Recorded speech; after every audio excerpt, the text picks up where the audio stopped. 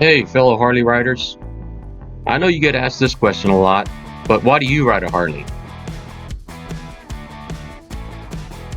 I'll ride mine because I want to share that special feeling with my wife. You know that feeling that you can only get on a Harley? And I want to enjoy that feeling as long as I can. I spent 20 years in the Army, and soldier safety was always my top responsibility. So, safety is something I naturally think about when we're out riding. I've had my share of mishaps. Two of the three times were because the car driver didn't see me. According to the NHTSA, over 40% of all motorcycle crashes are caused by car drivers who didn't see the motorcycle. I know some Harley riders don't think too much about safety, especially when it comes to using the horn. They rely on their loud mufflers and riding skills to keep them out of trouble. I used to be like that too.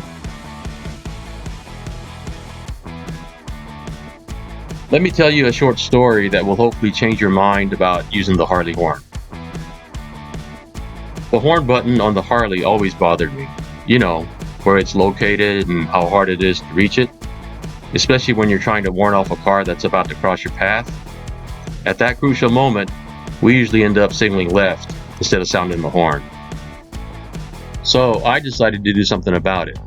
I thought that if I could sound the horn without having to shift my hand grip, it would be much easier, and I would be able to use the horn more to prevent those critical moments before they even happen. My idea was to develop a lever that would help me push the horn button without having to move my hand. First, I tested the idea with wire and then Play-Doh. This gave me enough of a concept to start drawing up the lever. But the problem was, I didn't know anything about drawing, especially digital design drawing. This is where my wife came to the rescue.